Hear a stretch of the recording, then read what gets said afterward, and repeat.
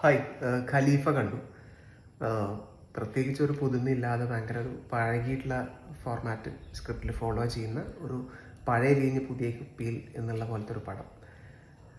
Script തന്നെയാണ് main negative. Jinu എബ്രഹാമിൻ്റെ Vaishakh നന്നായിട്ട് maximum try ചെയ്തിട്ടുണ്ട്. പുള്ളി നല്ല സ്ക്രിപ്റ്റ് കിട്ടുകയാണെങ്കിൽ ഒരു കിടിലൻ കൊമേഴ്ഷ്യൽ ഫിലിം മേക്കറാണെന്നാണ് എനിക്ക് തോന്നുന്നത്. അത് ശരിക്കും ഈ പടത്തിലും നമുക്ക് തോന്നും. പുള്ളി നന്നായിട്ട് ട്രൈ ചെയ്തിട്ടുണ്ട് പടം മാക്സിമം നന്നാക്കി മേക്ക് ചെയ്യാൻ. കാരണം എവിടെയും ബോറടി ഒന്നുമില്ല.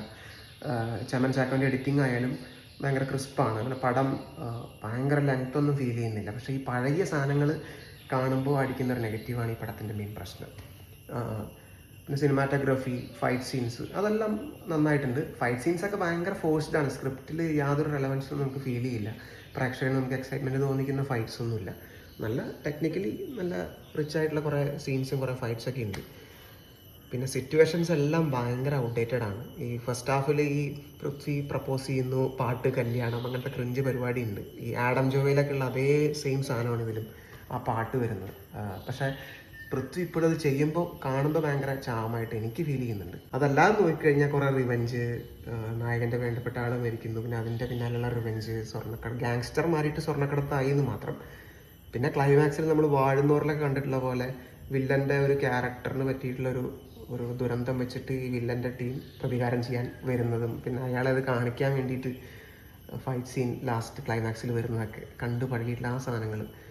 ആകെ ഇതിലൊരു പോസിറ്റീവ് എന്ന് പറയുന്നത് ലാലേട്ടൻ്റെ ക്യാരക്ടറിന് കൊടുത്തിട്ടുള്ള ബിൽഡപ്പും ആ ഒരു 10 മിനിറ്റ് ക്യാമിയോസിൻ്റെ ഒരു കത്തിക്കലുമാണ്.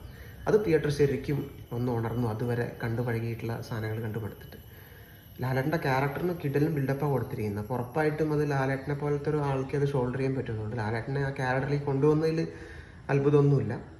പിന്നെ ലാലേട്ടൻ്റെ പഴയൊരു ഫോട്ടോ കാണിക്കുന്നുണ്ട് ഇതിൽ, അമ്പർക്കൽ അഹമ്മദ് അലി എന്ന് പറഞ്ഞിട്ട്. അത് കിടലായിരുന്നു. ശരിക്കും ഇതിൻ്റെ പ്രീക്വല് ലോകേഷിനെ പോലത്തെ അത്രയും കിടലൻ ഒരു മേക്കറും സ്ക്രിപ്റ്റ് റൈറ്ററും വെച്ച് എടുക്കുകയാണെങ്കിൽ ഈ ക്യാരക്ടർ അഹമ്മദ് അലി എന്നുള്ള ക്യാരക്ടർ അടിപൊളിയാണ്.